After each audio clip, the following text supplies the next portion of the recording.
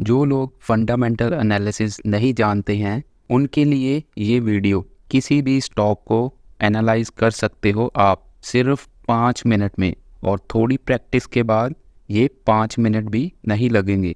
बिना time waste किए video शुरू करते हैं। फंडामेंटल एनालिसिस के लिए आप कोई भी फ्री साइट चूज़ कर सकते हो।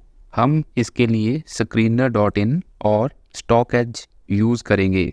पहले StockEdge से शुरू करते हैं। इसको ओपन करते ही हम सर्च बार से अपना स्टॉक सर्च करेंगे। कुछ ऐसा दिखाई देगा इंटरफेस आपको। यहाँ से नेविगेट करते हुए हम सीधा जाएंगे फंडामेंटल्स पे। तो ये आ गया बेसिक डिटेल्स। पहले सेक्टर और इंडस्ट्री, फिर ऑफिशियल वेबसाइट, स्टॉक प्राइस और फिर market cap. Market cap 5,000 crore तक स्मॉल कैप बोलते हैं, 5,000 से 20,000 करोड़ तक मिड कैप होते हैं, और 20,000 करोड़ से जो ऊपर हैं उनको लार्ज कैप में गिना जाता है। लार्ज कैप स्लो मूव करते हैं लेकिन सेफ होते हैं मोस्टली। जितना छोटा मार्केट कैप उतना तेज़ मूवमेंट और हाई रिस्क। तो उसके बाद आता है EPS और PE रेशो। PE रेशो अगर 20 से कम है या उसके आसपास है तो अंडर वैल्यूड माना जाएगा स्टॉक को। 20 से 25 तक फेयर वैल्यू माना जाएगा, और मोस्टली 30 के ऊपर हो तो उसको ओवर वैल्यूड स्टॉक बोलते हैं। उसके बाद आप देख सकते हो इंडस्ट्री की PE, मतलब सेम सेक्टर की कंपनीज का PE रेशो का एवरेज। अगर आपने स्टॉक का PE इंडस्ट्री की PE रेशो से कम है तो मतलब कंपैरेटिवली सस्ता है ये स्टॉक। ज़्यादातर स्टॉक्स पे PE रेशो हाई ही मिलेगा। नॉर्मल मार्केट में तो इवन 50 या 60 तक भी रेंज में भी होता है ये। बट अगर ये 80, 100 या उससे भी ज़्यादा है तो स्टॉक बहुत ज़्यादा महंगा है। ऐसे स्टॉक्स में इन्वेस्ट करना सही नहीं होगा अगर आपको फंडामेंटल्स की ज़्यादा नॉलेज नहीं है। उसके बाद है प्राइस टू बुक वैल्यू। इसकी वैल्यू जितनी कम होगी उतना अच्छा है। अगर 3 से ऊपर है तो ओवर वैल्यूड माना जाएगा।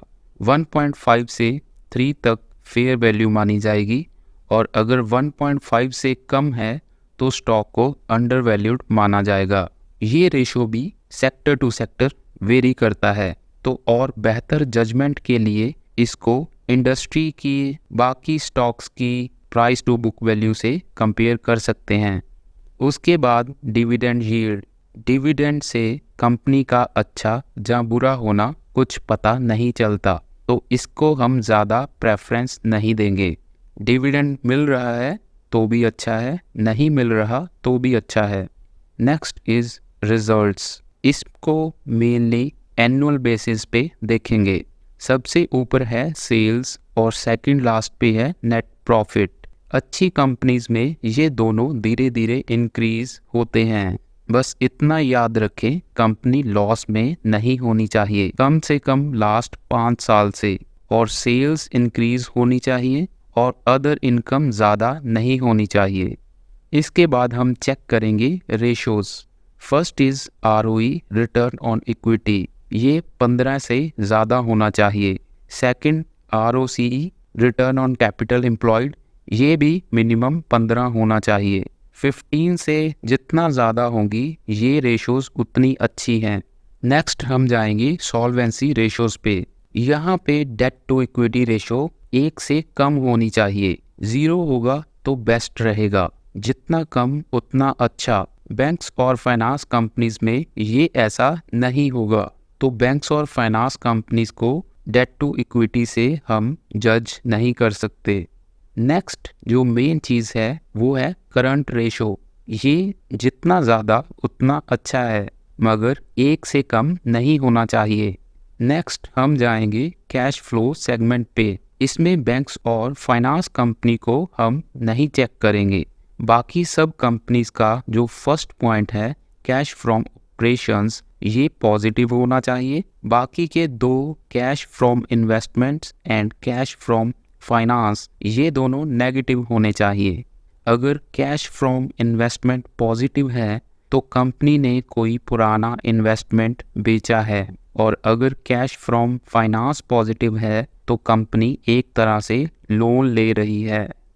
लास्ट पे है शेयर होल्डिंग पैटर्न। प्रमोटर्स 75% तक अपने पास रख सकते हैं, तो उनके पास जितना ज़्यादा होगा उतना अच्छा है। मिनिमम उनके पास 50% तो होना ही चाहिए। और अगर प्रमोटर्स का स्टेक इंक्रीज हो रहा है तो ये बहुत पॉजिटिव पॉइंट है, और ऐसे ही अगर प्रमोटर्स अपना स्टेक डिक्रीज कर रहे हैं तो ये नेगेटिव पॉइंट है कंपनी के लिए। लास्ट पे देखेंगे प्रमोटर्स होल्डिंग प्लेज, ये 0 होना चाहिए, वरना समझो कि प्रमोटर्स अपने शेयर्स गिरवी रख रहे हैं, तो ये भी कोई पॉजिटिव पॉइंट नहीं है। FIIs DIIs का इतना मैटर नहीं करता, फिर भी अगर इनके पास है तो कंपनी अच्छी है।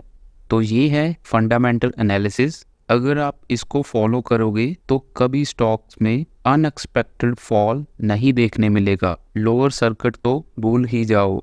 ये सिर्फ एक तरह से शॉर्टकट्स हैं फंडामेंटल एनालिसिस के। धीरे धीरे आप इनको डिटेल में भी लर्न कर सकते हो बेहतर नॉलेज के लिए, लेकिन इतने से भी आपको काफ़ी हद तक किसी भी स्टॉक की करंट सिचुएशन क्या है इसकी जजमेंट हो जाएगी।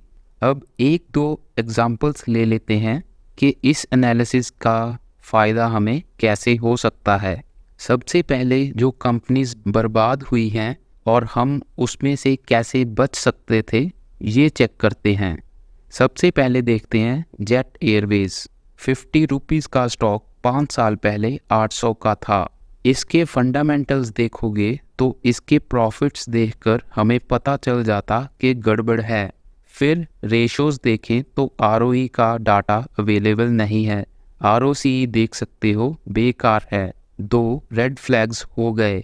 उसके बाद डेट टू इक्विटी इतनी ख़राब है, किसी कीमत पे भी बाय करना सही नहीं होगा, और इसी के चलते स्टॉक प्राइस भी देख लो 90% गिर चुका। Same case Vodafone idea. इसका जो डाटा अवेलेबल है उसमें से ROE और ROCE कम थी और डेट का भी बुरा हाल था। तो ऐसे बहुत से स्टॉक्स जैसे यस बैंक, DHFL, मनपसंद बेवरेजेस, फ्यूचर ग्रुप, वोडाफोन, जिनमें से बहुत सी डीलिस्ट हो चुके हैं, इस एनालिसिस से हम इन स्टॉक्स में बच सकते थे। और अगर पॉजिटिव देखें तो टाटा एलेक्सी का डिटेल्स देखो, कितनी रैली की इसने, और इसके ROE ROCE से लेकर सब कुछ सही था। हाँ, इसमें प्रमोटर्स के 50% से कम था स्टेक, लेकिन टाटाज की कंपनी में ये चल जाएगा क्योंकि मोस्ट ट्रस्टेड ब्रांड है इंडिया का। तो ऐसे आप किसी भी स्टॉक को एनालाइज कर सकते हो। अगर इनमें से एक आध रिक्वायरमेंट पूरी नहीं भी होती तब भी आप बाय कर सकते हो, लेकिन 90% रिक्वायरमेंट्स पूरी होनी चाहिए। और अगर हम screener.in की बात करें तो उस पे भी पॉइंट्स हम वही चेक करेंगे। इस पे क्या है कि साइन इन के बाद आप इस एडिट बटन से रिक्वायर्ड रेशोज़ को यहाँ पे ऐड कर सकते हो, और बाकी का डाटा जैसे peer comparison, results, cash flow, share holding pattern, ये सब आपको बाय डिफ़ॉल्ट मिलेगा।